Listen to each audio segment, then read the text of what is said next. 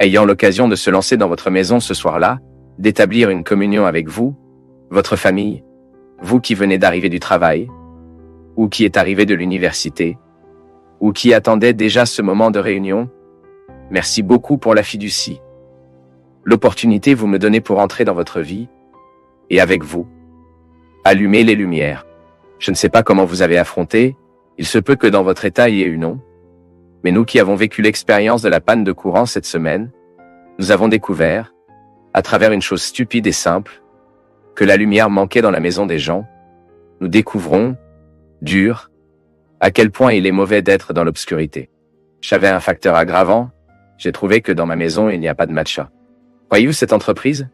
J'avais une bougie, mais je n'avais pas de correspondance pour allumer la bougie. Et après avoir grimpé 5 étages à pied dans les escaliers, j'ai été un peu découragé de retourner à la recherche. Notre maison est toute électrique, non? Donc, manquait d'électricité et nous ne savons pas quoi faire de la vie. Mais j'ai trouvé intéressant que la première chose que j'ai faite lorsque je suis entré dans l'appartement, illuminant là-bas avec mon téléphone portable, a été de mettre mon doigt sur l'interrupteur. Nous faisons automatiquement, c'est drôle. Nous avons besoin tellement de lumière. Nous sommes tellement nécessiteux de la lumière que le cerveau n'enregistre pas les informations selon lesquelles elle ne fera pas progresser l'interrupteur. Ce sont les actions réflexes, dont nous nous dépassions pense. Nous le faisons parce que le besoin impose. Impose sur le corps, impose au cerveau. Nous vivons et dépendons de la lumière. Et à ce moment où nous n'avions pas de ressources légères, nous ne savons même pas quoi faire. Nous perdons un peu la référence. Je me demandais, vous connaissez mon peuple. Le jour de la panne de courant, que parfois dans nos vies, cela arrive la même chose. Nous traversons également des périodes d'obscurité où nous nous perdons un peu. Mais c'est vrai, nous sommes tellement perdus, parfois dans la vie, que nous pouvons faire cette comparaison. Tout comme nous ne pouvions pas marcher dans notre maison sans que nous ayons un minimum de lumière pour guider nos destinations, nos pas dans nos vies, la même chose se produit. C'est cet inconfort de l'âme, non? C'est cet inconfort que vous ne savez pas quelle voie à suivre, quelle décision prendre. Quelle est la bonne chose à faire maintenant? Où je vais? Comment je contourne les sentiments qui me jugent dans un processus d'obscurité? Et puis soudain nous constatons qu'il y a quelque chose, quelqu'un, une réalité qui peut signifier cette lumière dans nos vies. Tout comme quelqu'un vient nous aider avec Blackout, venez nous prêter un match.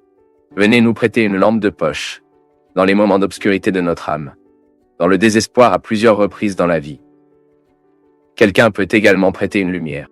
Et de plus en plus je suis convaincu que cette lumière est passée d'après un mot.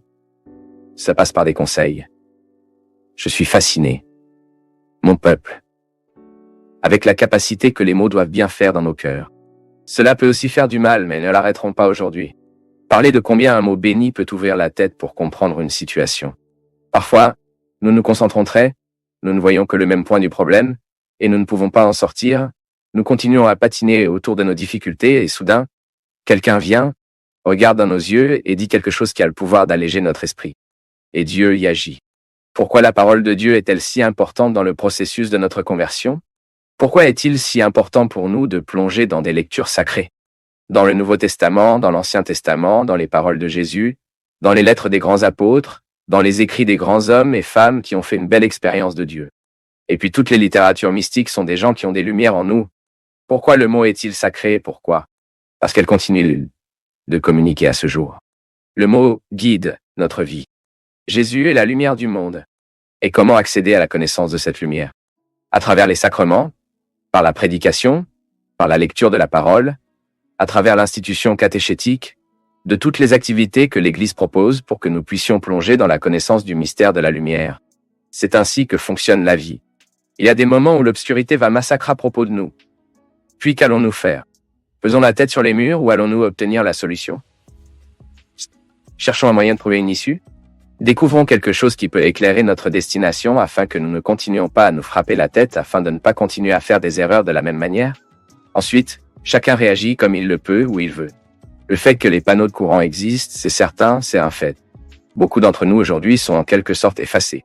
Beaucoup d'entre nous aujourd'hui sont immergés dans des conflits, des dilemmes, des sentiments contradictoires, des sentiments qui blessent, se gâtent. Beaucoup d'entre nous aujourd'hui sont abattus par des événements. Mais ensuite, nous avons la possibilité d'essayer de chercher quelque chose qui peut allumer une lumière en nous. Que Dieu vienne charger notre âme. Branding notre âme signifie que nous demandons à Dieu d'éclaircir notre esprit, qu'il réorientera nos sentiments, nos cœurs. notre conscience. Combien de fois nous sommes dans la vie? Tant de fois dans la vie, nous faisons une erreur parce que nous manquons de clarté dans la conscience. Il manquait de clarté dans le processus. C'est ce que nous demandons. Oui, mon âme, ce n'est pas que Dieu résoudra nos problèmes, il nous aidera à allumer la lumière que vous devez vous éclairer pour arriver à la solution que nous devons trouver. Chaque fois que nous passons par un processus de choix, il est naturel de naître l'angoisse. Le philosophe Sartre a déclaré que la genèse de notre angoisse est précisément dans les possibilités. Ce sera plus en détresse qui avait le plus de possibilités, car il peut choisir. Chaque fois que nous prenons une décision, ma fille, nous devons prendre les conséquences de cette décision et souffrir de la bonne manière ces conséquences dans nos vies. Ce que nous ne pouvons pas permettre, c'est que nous commençons à souffrir du mauvais sens. Au lieu de pleurer ce que vous avez perdu, commencez à établir pour vous, qui sait, une nouvelle foi, non? Une nouvelle croissance occupe votre tête maintenant. Pas ce que vous avez perdu, mais ce que vous pouvez vivre en tant que professionnel. Savoir transformer la page. Savoir comment transformer une nouvelle direction à la vie est très important pour nous, de nous entraîner. Combien de fois dans la vie nous traversons ce sentiment « Waouh, maintenant, qu'est-ce que je vais faire ?» Et le vainqueur est celui qui gère bien ce moment. Parce que les opposés de la vie sont là, mon peuple. Parfois nous choisissons bien, parfois nous choisissons mal, mais faisons quelque chose de bien ce que nous avons fait, ce que nous avons choisi. Bien que vous arriviez à la conclusion, Sheila, que vous ayez mal choisi, découvrez cette opportunité que vous avez aujourd'hui une raison pour vous d'aller plus loin. Sortir de la zone de confort, comme vous l'avez dit vous-même, n'est pas facile. Maintenant, c'est très aussi dangereux. Nous sommes dans la zone de confort pour plus de commodité, car nous ne voulons pas souffrir, car nous ne voulons pas nous soucier. Prudent. Chaque fois que vous êtes très à l'aise dans vos choix, demandez-vous. Il ne s'agit pas de vous précipiter et de tout changer maintenant. Non. Mais découvrez ce que dans cette zone de confort signifie la commodité. La commodité. Apprenez à différencier la satisfaction, la stabilité de l'auto-indulgence. Nous devons toujours grandir. Et cette zone de confort peut être très dangereuse pour l'être humain. Attention, parce que vous pouvez être trop dépassé dans votre façon de le faire, parce que vous n'aviez pas le courage de faire attention à la façon dont les autres le font. Vous risquez de perdre du temps. Vous risquez de vous qualifier un peu plus votre façon de travailler simplement parce que vous n'aviez pas le courage de faire attention à ceux qui font différemment de vous. C'est très important. Dans la zone de confort, nous avons l'occasion de savoir où je peux être mieux. Ce n'est pas un problème que vous découvrez cet inconfort dans la vie. Vous savez que vous êtes qui vous devriez être. Mais en même temps, vous vous débarrassez d'être toujours en question l'être que vous êtes. Le professionnel que vous êtes, devoir aller de l'avant, non? C'est tellement bon que vous prenez un cours de temps en temps. Vous vous arrêtez pour entendre un discours différent du vôtre. Il est bon que nous soyons ajoutés, non? Nous grandissons. Et ça a la possibilité de pouvoir aller de l'avant. Pouvoir sortir de cet endroit commun est toujours aussi bénéfique pour l'être humain, non?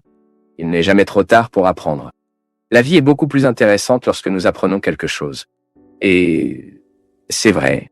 Qu'est-ce que j'apprends? À ce stade de ma vie, qu'est-ce que j'apprends? Quelque chose que je dois apprendre. Nous avons besoin de temps pour apprendre. Est-ce que tu sais pourquoi? Lorsque nous sommes prêts à apprendre à nouveau quelque chose, notre être, il entre dans une dynamique. Il reprend une dynamique, il est à nouveau jeune. Parce que nous ne voulons pas mourir sans avoir l'occasion de toucher la beauté de la vie. Et c'est vrai. Quand je trouve que ce mot signifie cela, c'est comme si un nouvel horizon m'ouvrait. J'ai ouvert les portes d'un sens que je ne connaissais pas. Quand je serai prêt à apprendre une nouvelle langue, j'entre dans une nouvelle période de ma vie.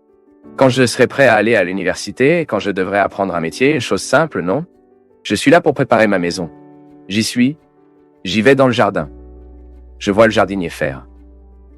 Je veux apprendre. Je ne veux pas voler le service du jardinier. Je ne veux pas le faire pour lui. Mais je veux, quand il est en panne, je sais comment le résoudre moi-même.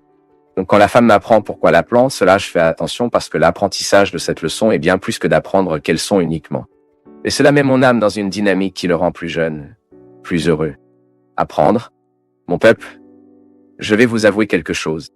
Pendant un certain temps, je vivais dans le contexte académique, avec des personnes très préparées, avec un doctorat, de celle-ci. Mais parfois, les gens sont si sans sel, si insipides. Pourquoi? Parce qu'ils pensent qu'ils savent déjà tout. Mais j'ai également eu l'occasion, dans le même contexte académique, de personnes très bien préparées, de trouver des gens qui en savent beaucoup, mais font semblant de ne pas savoir. Parce que lorsqu'elle prétend qu'elle ne sait pas, elle a la possibilité d'établir une réunion qui peut lui donner une certaine sagesse. Ce n'est pas prêt. Nous sommes intéressés par ce que l'autre fait, parce que nous apprenons. Apprendre peut-être aujourd'hui est la plus grande urgence, car nous mettons notre âme dans une nouvelle dynamique. Si aujourd'hui je suis prêt à apprendre quelque chose, je fournis une renaissance. Qu'avons-nous besoin d'apprendre? Je suis sûr que vous devez encore apprendre beaucoup.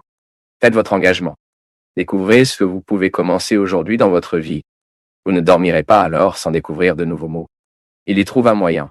Aujourd'hui, vous incorporerez 2 nouveaux mots dans votre vocabulaire. Apprendre. Vous commencerez à vous intéresser un peu plus à regarder le monde et à savoir qu'il y a une opération qui vous intéresse. Apprenez comment fonctionne votre corps. Et si je mange ceci maintenant me blessera? Et si je mélange sa nourriture avec celle-ci? N'est-ce pas la chimie qui favorisera ma santé? Quelque chose que nous devons apprendre. Apprenez un peu les uns sur les autres, non? Parfois, nous risquons de passer toute notre vie sans en apprendre beaucoup.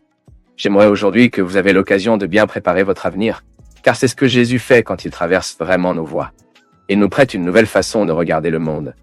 Jésus nous donne une nouvelle façon de nous regarder et de nous-mêmes, et de ceux qui sont de notre côté. Et en nous prêtant une nouvelle façon de regarder, il nous enseigne le plus beau, nous apprend à apprendre. Parce que celui qui est prêt à apprendre est occupé pour le reste de sa vie. Il n'y a pas de monotonie au cœur de celle qui était disposée à vivre l'apprentissage de la vie.